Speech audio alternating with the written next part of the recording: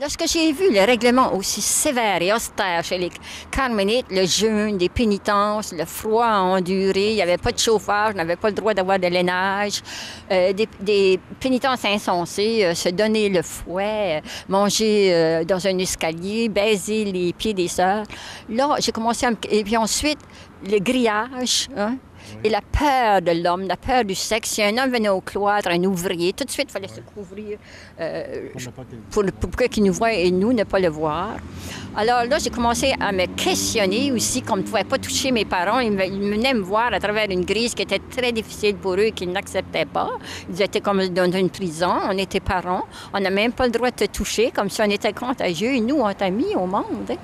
Alors, c'est tout ça qui m'a donné de prendre le temps de réfléchir. Contrairement chez les petits des pauvres, au Carmel, on avait le temps de penser, de réfléchir pendant la méditation et de remettre tout ça en question.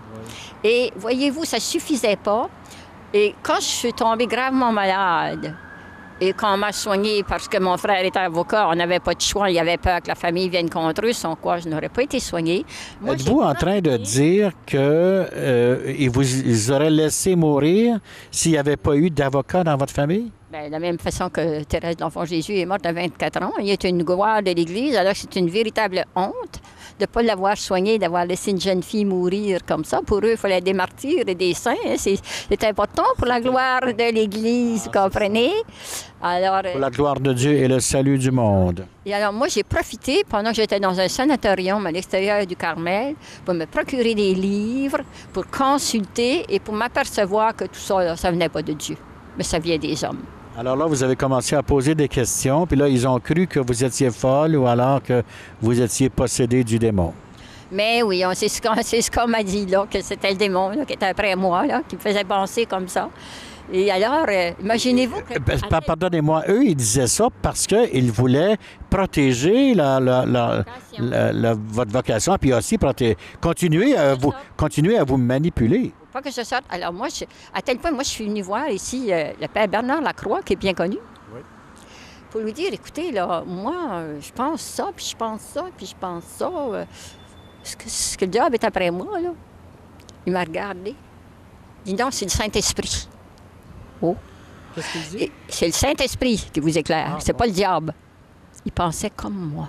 Mais il a dit, moi, je peux pas le dire. Parce que vous comprenez, lui, là, le pape aurait fait comme il a fait avec Hans Küng. Est-ce que vous parlez de... Vous avez dit Bernard Lacroix. Est-ce que vous parlez de... C'est pas de Donat Lacroix? C'est pas Bernard Lacroix, Ah, c'est peut-être que je me trompe de nom. Le prêtre dominicain qui écrit des livres, il me semble que c'est Bernard. Benoît Lacroix. Benoît, Lacroix. On avait tort l'un et l'autre. Oui, je me trompe de nom. Benoît Lacroix. Et il m'a appuyé, évidemment, privément. Puis c'est lui qui m'a dit, écris, parle. Moi, je ne peux pas le faire.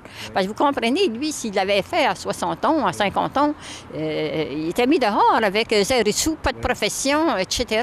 Ils n'osent pas parler, les prêtres. Il y a des chanteuses, comédiennes qui sont très, très amies intimes avec lui. Il comprend les gens, ce père. C'est un homme d'avant-garde et très dommage qu'il ne s'est pas permis de parler, mais oui, il sait très bien que ceux qui l'ont fait, comme Hans Küng, Monseigneur Gaillot, un évêque en France...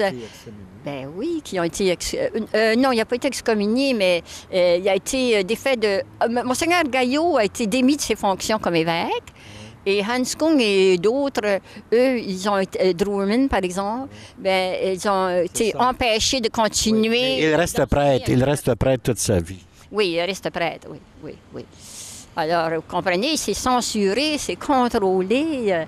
Il n'y a pas de démocratie en Église. Ça, je déplore ça. C'est pas une Église démocratique du tout, du tout. Et imaginez-vous, moi, j'ai participé à une émission télévisée, un débat, à Second Regard, où il y a un évêque qui était là, qui a dit que ça ne pouvait pas être démocratique, l'Église, parce qu'elle est d'origine divine. Alors que Jésus n'a jamais fondé d'Église. Jésus n'a jamais fondé d'Église, d'institution ou de religion. C'est Constantin qui a institué l'Église. Oui. Voyez-vous? Jésus apporte une philosophie de la vie basée sur des valeurs, l'amour, la justice, etc., la charité, le partage. Mais il n'a pas apporté de doctrine et des dogmes. C'est l'Église qui a inventé ça. Alors, donc, c'est des usurpateurs. Oui. C'est des usurpateurs de parler au nom de Dieu et au nom de Jésus. Comme carmélite, vous avez été amèrement déçu.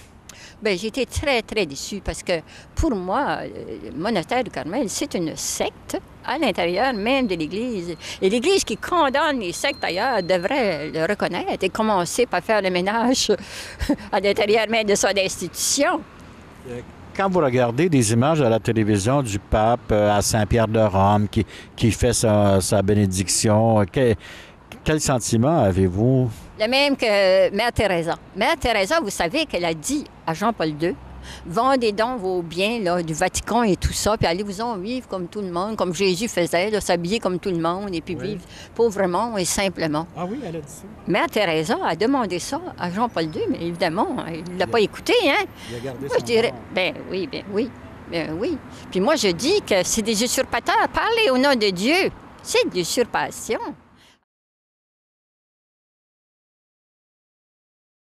Moi, je peux souhaiter à un couple de toujours continuer à se découvrir. Parce que nous, on s'aime de plus en plus qu'au premier jour. Puis, se découvre de plus en plus, puis elle m'aide à me découvrir, puis moi, je lui aide à se découvrir. Puis plus qu'on se découvre l'un l'autre, plus on est attaché, plus qu'on a un amour profond. Puis, je pense que c'est bien important de ne pas se perdre de vue. Puis il faut que foncièrement, on soit de la même intelligence et de la même profondeur. Sinon, ça ne peut pas marcher. Il y a un des deux qui va continuer à évoluer, puis l'autre, il va arrêter là. Ou ben non, ils ne pourront pas évoluer chacun parallèlement parce qu'on est un individu intrinsèque. Oui. On n'est pas soudés ensemble. Donc, on a une évolution parallèle. Mais on s'en va vers le même but, parce qu'on a le même cheminement, pas la même façon de s'y rendre, puis pas la même façon de le comprendre, mais on se complète. Vous êtes deux êtres totalement distincts, mais en même temps, il y a comme une symbiose, comme une fusion. Et quand vous êtes ensemble, c'est le couple. Ouais. Très grande complicité. Oui. Mon mari dit qu'il n'a jamais été si heureux, et il en est de même pour moi. C'est mes plus belles années de vie.